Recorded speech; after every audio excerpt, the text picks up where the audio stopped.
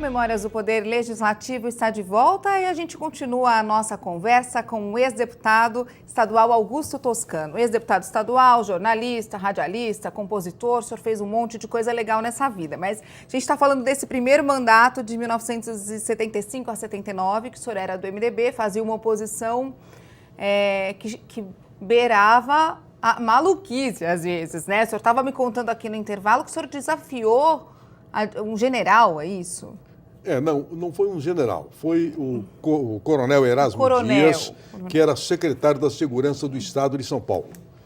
Quando nós estávamos ouvindo pessoas numa comissão de inquérito que apurava a invasão da PUC, eu tive a ousadia, num momento de repente, de me dirigir ao coronel Erasmo Dias e de chamá-lo de Carrasco de Auschwitz. Só isso? E ao final sobrou para mim, porque como se tratava de uma comissão que mexia nas estruturas do governo federal, muita gente não queria assumir a relatoria da comissão. E, ao final, sobrou para mim a relatoria da comissão de inquérito a respeito da invasão da PUC. Mas não teve consequência esse... Não teve, porque o coronel Erasmo Dias, acabou inclusive sendo posteriormente deputado estadual, ele participou de vários episódios nesta casa. A mim jamais intimidou, mas ele participou, inclusive, do episódio que levou à cassação de um deputado estadual, meu colega de bancada, vice-líder da bancada, liderada pelo Alberto Goldman, que é o Nelson Fabiano Sobrinho. Porque a situação foi levada na época que o governo queria cassar dois deputados. Ou o Alberto Goldman, que era o líder da bancada do MDB, considerado um deputado de esquerda, ou o Nelson Fabiano Sobrinho, que seria deputado de esquerda também. E acabou sendo cassado o deputado Nelson Fabiano Sobrinho. Posteriormente, eu tive também uma outra presença triste com o coronel Erasmo Dias, que foi na residência do ex-deputado Leonel Júlio, que presidiu a Assembleia de São Paulo e que foi cassado também por um ato de força do governo federal. E o Erasmo, inclusive, foi à casa do Leonel Júlio, em Ermelino Matarazzo, ouvir a voz do Brasil para que o Leonel ficasse ciente e consciente de que realmente estava sendo cassado, porque o Leonel não acreditava nisso. O senhor não tinha medo? Não, medo eu nunca tive. Eu sempre tive medo de ter medo. Essa é a grande verdade. E isso impulsionava o senhor a ir enfrentando esses desafios? Sim, claro, havia sempre uma coragem, né? Porque havia sempre uma razão para você participar de algum debate. Tinha um motivo sempre superior ao seu interesse pessoal. Esse primeiro mandato, então, foi marcante. Foi marcante, esse primeiro mandato foi marcante, mas ele eleitoralmente não produziu resultados. Por quê? Porque eu era um deputado tribuneiro. Eu permanecia na Assembleia Legislativa da hora que abria a Assembleia até o encerramento. Participava de todos os debates e não tinha tempo para fazer política. Tanto é que do 9º deputado estadual mais votado, em 1974, candidato à reeleição em 1978, eu acabei ficando como 5º suplente. E acabei vindo assumir no mandato seguinte, quando já tinha sido eleito pelo PTB. O senhor se frustrou com isso? Me frustrei porque, inclusive, esses órgãos de imprensa a que eu me referi, notadamente o jornal Estado de São Paulo, colocavam-me nas suas pesquisas como um dos 5 deputados mais votados. E eu acabei sendo o 5º realmente, mas o 5º suplente, não o eleito. Mas aí passou um tempinho, o senhor voltou. Sim, aí nessa altura eu já tinha ficado suplente do MDB e acabei saindo do MDB, já agora PMDB, e filiei-me ao PTB, que nessa época era comandado pela saudosa deputada federal Ivete Vargas. Aí aqui de 83... A 87... O senhor foi do PTB? Foi líder da bancada do PTB, que nós tínhamos 11 deputados estaduais, e aí nós demos um verdadeiro trabalho, tanto aos presidentes de Assembleia, né, como ao governador Franco Montoro. Conta pra gente. Nós obstruíamos todo o trabalho legislativo, porque não é que eu era melhor do que os demais deputados, é que eu consegui assessorar-me, ter uma assessoria muito forte na Assembleia. Eram, sem dúvida alguma, os melhores assessores que a Assembleia tinha. Assessores técnicos. Técnicos. Valdemar Fernandes Neves era um assessor espetacular. Francisco Franco, filho de um ex-deputado que foi presidente da Assembleia, Silvio Laís Riquetti. Então eu tinha uma estrutura, uma retaguarda, e nós fazíamos o que queríamos no plenário. Com 11 deputados, eu parava a Assembleia, que tinha 84. Fazíamos o que queríamos. E foi uma época produtiva, como esse primeiro mandato de CPI também? Ela ela foi produtiva, mas ainda nós estávamos sob a garra do regime militar forte e não podíamos, como deputado, fazer muitas coisas que gostaríamos de fazer. Foi um mandato que pegou bem a transição ali, né? Exatamente, exatamente. Então não tínhamos muita possibilidade de legislar. Era uma legislatura um tanto quanto apertada, não é? E nós continuávamos, então, também com aqueles temas que já vínhamos de 1975, né? Os temas nacionais e transnacionais. Não é? Mas aí o senhor estava como líder, né? Sim, líder da bancada. Qual era a diferença? A diferença é que a minha bancada era uma bancada realmente unida, compacta, e, surpreendentemente, dentre todos, não há nenhuma exceção, todos eram deputados que atuavam comigo sempre em respeito às decisões de bancada. Eu tinha um deputado que ninguém acreditava que ele seria liderado por alguém. Coronel Sidney Palacios.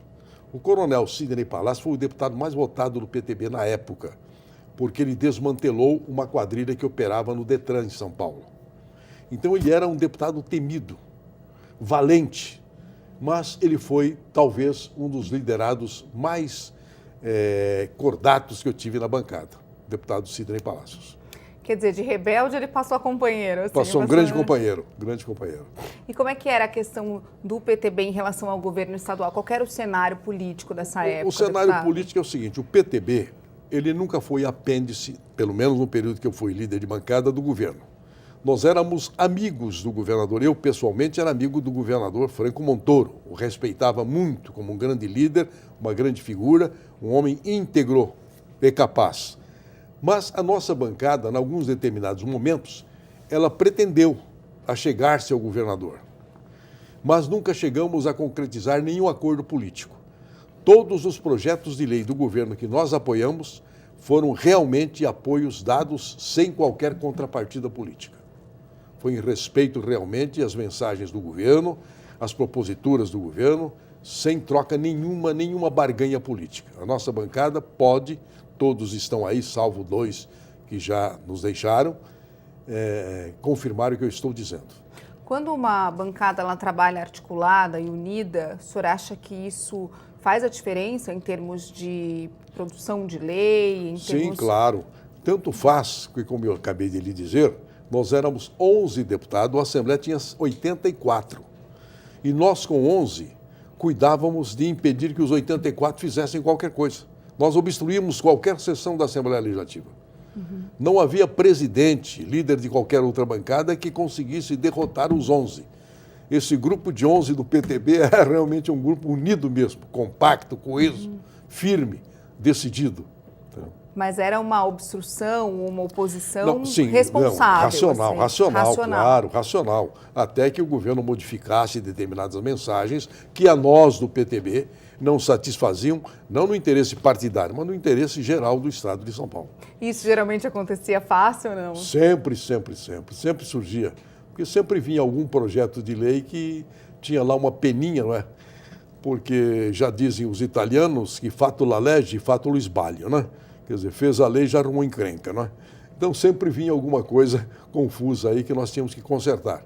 E o governador era muito sensível também. Cedia, depois de algumas pegadas nossas de segurar o plenário e não deixar votar nada. Aí também, né? Cedia.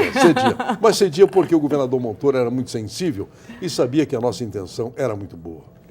Deputado, como o senhor sempre falou aqui, né, que o senhor trabalhou no rádio, também jornalista e tal, essa questão da comunicação, da cultura, o senhor tentou trazer para cá? Eu tentei trazer, inclusive, porque dentro dessa limitação parlamentar, nós não podíamos fazer projetos de lei de maior envergadura. Então eu acabei fazendo aqui alguns projetos de lei que se transformaram em lei, não é? Criando, por exemplo, o dia do caminhoneiro, não é? O dia do truco. O dia do truco. O dia do truco. Isso aí. Eu acabei criando, instituindo, colocando no calendário turístico determinadas festas do estado de São Paulo, não é? Era a limitação que eu tinha, não é? Não podia fazer mais porque não havia possibilidade. Mas quando se institui um dia, por exemplo, como o do poeta ou o Sim. dia do truco, aquilo acaba entrando para uma agenda de uma certa forma, Sim, né? De sim. repente o assunto pode ser discutido, ou a falta dele, né? Sim, De sim. repente. Nós discutíamos inclusive um problema que era muito latente na época, hoje já não é, porque a televisão acabou, que era o problema do circo. As famílias circenses estavam já capengando, quer dizer, porque os circos estavam acabando. Então, nesse debate que nós fizemos, eu criei um dia que era o dia do palhaço do circo, homenagem a Valdemar Seissel, a Relia, não é? Então, nós debatíamos esse problema da cultura para prestigiar o circo, porque o circo é uma escola de arte, humilde, simples, de gente sofredora, que precisava ter apoio do governo e não teve nunca. Então, era uma das razões. Eu também apresentei um projeto de lei, que transformou-se em lei, que é o dia do fonoaudiólogo. Homenagem a nós que falamos um pouco, né? Então, o dia do fonoaudiólogo. O senhor tem que homenagear, porque uma voz dessa é privilégio de Deus, né? E o dia da literatura de cordel também. Ah, sim, também. Isso aí porque eu tinha alguns amigos do Nordeste que gostavam, porque eu também sempre acabei rabiscando algumas coisas, né? Eu rabisquei algumas peças de teatro, rabisquei algumas letras de música, e esse pessoal gostava, então, e acabaram me trazendo um dia um diplominha de um círculo dos cordelistas do estado de Pernambuco, essa coisa toda. Então vamos criar o Dia do Cordel. E acabei prestigiando os cordelistas que em São Paulo há muitos deles aí, viu? Aqueles que vendem seus livrinhos, essa coisa toda, fazem literatura muito rica, fazem né? os seus repentes e tal.